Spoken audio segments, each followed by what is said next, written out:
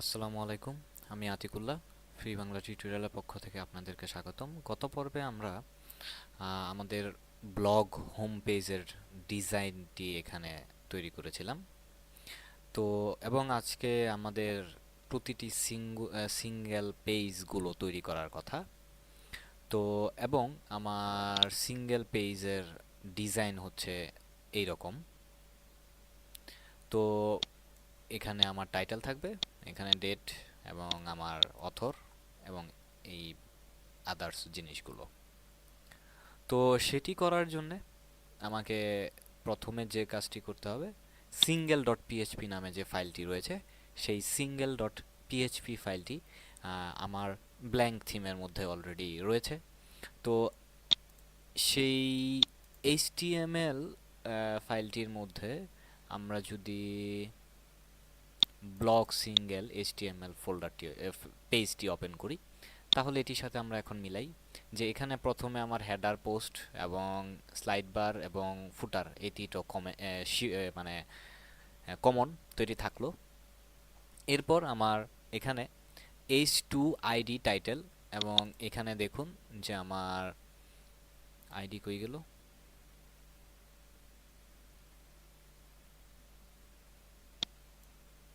Wicket Corp, এই যে H2 post title, এখানে আমার সেই পোস্টটির এখানে রয়েছে। তো সেই হিসেবে আমার এখানে এটি এবং টাইটেলটি আমার ডাইনামিক্যালি আসবে স্বাভাবিক, সেই হিসেবে ডাইনামিক্যালি। এবং এখানে পোস্ট টাইটেল, তো সেই হিসেবে আইডি পোস্ট টাইটেল, সেই হিসেবে এখানেও আমার আইডি পোস্ট টাইটেল, কোনো ইয়া নাই। এরপর হচ্ছে আমার এখানে একটি ফাইল ইনক্লুড করেছি, সেটি হচ্ছে মেটা ফাইল। এবং আমরা জানি যে ওয়ার্ডপ্রেসের এই আমার ইনস মেটা পিএইচপির মধ্যে আমার কমেন্ট এবং একটা ইউজার কবে পোস্ট করলো সেই পোস্ট ডেট টাইম অথর এবং কমেন্ট কয়টা, এগুলো দেখানোর জন্য এই ফাইলটি এখানে অ্যাড করা হয়েছে। তো এরপর হচ্ছে সিঙ্গেল পেজ, এরপরে হচ্ছে আমার মেইন কন্টেন্ট, তো ডিভাইডি মেইন কন্টেন্ট, সেই হিসেবে আমার ডিভাইডি মেইন কন্টেন্ট। এরপর এখানে স্বভাবতই আমার ডিভ পোস্ট ক্লাস এবং আইডি, তো সেই হিসেবে আমার ডিভ পোস্ট ক্লাস এবং আইডি, এই জিনিসগুলো ডাইনামিক্যালি এখানে বসানো হয়েছে। পোস্ট এন্ট্রি এবং এখানে আমার পোস্ট এন্ট্রি এবং এরপরে যে কন্টেন্টটা, সেই কন্টেন্টটা এখানে অটোমেটিক্যালি আসবে। তো এটি হচ্ছে আমার কাজ। এবং পেজ নাম্বার এবং আদার ট্যাগ, যে আমার পেজের যে ট্যাগগুলো থাকবে সেই ট্যাগগুলো শো করার এখানে এক্সট্রা একটা খুব ভালো একটি ফিচার অ্যাড করা আছে, সেটি হচ্ছে যে এডিট দিস পেজ। যখন ইউজার লগ ইন করা থাকবে তখন সে এই পেজের কন্টেন্টটি এডিট করতে পারবে এই বাটনে ক্লিক করে। এবং এরপর হচ্ছে, এবং আমরা এখানে যদি আমার HTML পেজটির মধ্যে যদি দেখি যে এখানে আমার কমেন্ট করার কোনো অপশন নেই, তো সেই হিসেবে আমার ওই ইয়ার মধ্যে যে ব্ল্যাঙ্ক থিমের যে থিমটি, সিঙ্গেল পেজ পিএইচপির যে থিমটি মানে অলরেডি কোডিং করা, সেই পেজের মধ্যে আমি জাস্ট এই ব্লক কমেন্টটি উঠিয়ে দিয়েছি, জাস্ট উজ্জ্ব করে রেখেছি। তো এইভাবে আমি আমার সিঙ্গেল ডট পিএইচপি ফাইলটি অ্যাড করেছি। তো এবার আমি যদি আমার এই 5 এটির মধ্যে যাই, তাহলে এখানে দেখুন যে আমার এখানে আমার যেই রকম ডিজাইন, ঠিক সেম টু সেম ডিজাইন, কোনো রকমের কোনো ইয়া নাই। এবং ওই যে ওখানে যে বললাম যে এডিট দিস এন্ট্রি, তো এডিট দিস এন্ট্রির মধ্যে যদি আমি ক্লিক করি তাহলে আমাকে একদম ব্যাকএন্ডে নিয়ে যাচ্ছে। তো স্বভাবতই আমি চাচ্ছি যে ব্যাকএন্ডে আমি নতুন কিছু ডেটা অ্যাড করি। তো সেই হিসেবে আমি যদি জাস্ট র্যান্ডম কিছু ডেটা, এটা জাস্ট মানে এখন বসে বসে টাইপ করার থেকে জাস্ট অন্য ওয়েবসাইট থেকে কপি করে নিলাম আর কি। তো এখানে আমি কিছু ডেটা অ্যাড করলাম, H1টাকে ফেলে দিই।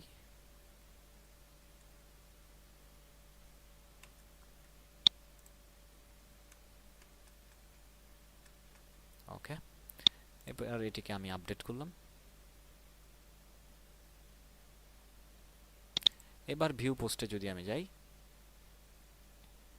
ভিউ পোস্টে গেলে এবার এখানে দেখুন যে সুন্দরভাবে আমার আমার নো কমেন্ট, যদিও এই কথাটি এখানে নেই। আমি আগের বার দেখিয়েছিলাম যে আমার আর এই মেটা পিএইচপি ফাইলটিতে এই লাইনটি ডিলিট করে দিলেই আমার সেই কমেন্টটি নো কমেন্ট কথাটি চলে যাবে। তো এরপর আমার এখানে লুকস গুড, এই হচ্ছে ইয়া। এবং যেহেতু আমার এখানে কোনো কমেন্ট করার অপশন নেই, সেই কারণে আমি কমেন্ট বক্সটি উজ্জ্ব রেখেছি। যদি এখন আমি এটিকে উজ্জ্ব না রাখতে চাই, ধরুন এটিকে আমি খুলে দিলাম এবং এটিকে আমি সেভ করলাম, পেজটিকে আমি রিলোড দিলাম, তাহলে এখানে দেখুন এবার আমার এখানে কমেন্ট বক্সটি শো করছে। এবং যেহেতু আমি আমার ইউজার নেম পাসওয়ার্ড দিয়ে লগ ইন করা, সেই কারণে আমাকে এখানে জাস্ট এরকম দেখাচ্ছে। কিন্তু আমি যদি লগ আউট দেই এবং লগ আউট দেওয়ার পর দেখুন এখানে আমাকে সেই বক্স চলে আসছে যে নাম, মেইল, ওয়েবসাইট এগুলো দিয়ে সাবমিটে কমেন্ট শো করার জন্য এখানে বলা হচ্ছে। তো আমি আমার যদি ব্লগ পেজে ফেরত যাই, ব্লগ পেজে এখানে আমার একটি হ্যালো ওয়ার্ল্ড নামে একটি কমেন্ট রয়েছে এবং এখানে সেই কমেন্টটি রয়েছে। তো আমার ব্ল্যাঙ্ক থিমটি, আমরা যদি সেই আমার ব্ল্যাঙ্ক থিমটির মধ্যে যাই, তাহলে ব্ল্যাঙ্ক থিমের মধ্যে যে স্টাইল ডট সিএসএস নামে যে ফাইলটি রয়েছে, সেই স্টাইল ডট সিএসএস ফাইলের মধ্যে এখানে দেখবেন যে কমেন্টের একটি স্টাইল অলরেডি এখানে তৈরি করা রয়েছে। আমরা চাইলে, এটা সম্পূর্ণ আপনার নিজের ব্যক্তিগত ব্যাপার, আপনারা যদি চান তাহলে এটি আপনার স্টাইল ডট সিএসএস এর যে কোনো এক জায়গায় এক ফাঁকে অ্যাড করে দিতে পারেন। এখানে আমি অ্যাড করলাম এবং এটিকে আমি সেভ করলাম। এবার আমি আমার এই পেজটি যদি রিলোড দিই, তো রিলোড দেওয়ার পর এখানে দেখুন যে আমার এটির স্টাইল চেঞ্জ হয়ে গেছে। এটি আগে এখানে উপরে ছিল, এবার এখানে নিচে চলে আসছে, পাশে চলে আসছে। এবার আমি চাচ্ছি লগ ইন করি, কারণ লগ ইন করলে এখন আমার জন্য সুবিধা হবে। WP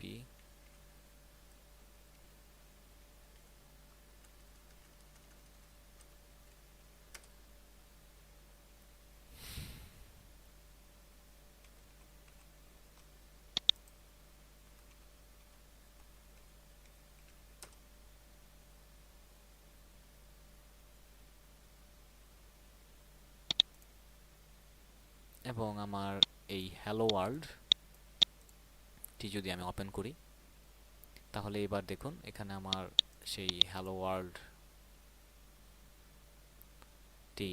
যে পেজটি, সেই পেজটি এখানে দেখাচ্ছে। এবং এবার আমি যদি এখানে লিখি this is my comment, submit দিলাম, তাহলে এখানে দেখুন যে আমার সাবমিট দিয়ে এখানে আমার কমেন্টটি এখানে শো করছে। আমি যদি এখানে রিপ্লাই দেই, তাহলে দেখুন অটোমেটিক বক্সটা এখানে যদি আমি রিপ্লাই ক্যান্সেল দিয়ে জাস্ট নর্মালভাবে একটি করতে চাই, তাহলে দেখুন আমার এই মার্জিন অনুযায়ী থাকে। কিন্তু এখানে যদি আমি রিপ্লাই দেই থ্যাঙ্কস ফর কমেন্ট, সাবমিট দিলাম, তাহলে এখানে দেখুন যে খুব সুন্দর একটি ডিজাইন তৈরি হয়ে গেছে। তো এই ডিজাইনটির জন্যই অ্যাকচুয়ালি এই স্টাইলটি। তো এটি আপনারা চাইলে ইউজ করতে পারেন, না চাইলে না ইউজ করতে পারেন, এটি সম্পূর্ণ আপনাদের ব্যক্তিগত ব্যাপার। তো বন্ধুরা, আমরা এখানে সিঙ্গেল পেজ এবং আমাদের স্টাইল ব্লক পেজ, এবং এখানে আরেকটি কথা আমি বলতে ভুলে গেছি যে এই যে কমেন্ট, একটি লাইনে এত কমেন্টের এত জিনিসগুলো কিভাবে হয়ে গেল, এটা আসলে এইভাবে এমনি এমনি হয়ে যায় নাই। এটা হচ্ছে আমার কমেন্ট নামে একটি পিএইচপি ফাইল আছে, দেখুন সেই কমেন্ট পিএইচপি ফাইলের মধ্যে যে এখানে আমার সব কোডিংটি করা রয়েছে, যে এর ফলে আমার এই জিনিসগুলো মানে এই কমেন্ট করা যাচ্ছে। এবং এখানে কমেন্টের অপশনগুলো মধ্যে যদি যান, তাহলে এখানে দেখবেন যে লগ ইন করার জন্যে, তারপর হচ্ছে আপনার পাসওয়ার্ড প্রোটেক্টেড করার জন্যে, এবং আরও অনেক অপশন রয়েছে বাই ডিফল্ট, সেগুলো আমরা ইউজ করে এই কমেন্টের কাজগুলো করে থাকি। তো বন্ধুরা, আজকে এ পর্যন্তই। পরবর্তী টিউটোরিয়ালে আবার দেখা হবে। ধন্যবাদ।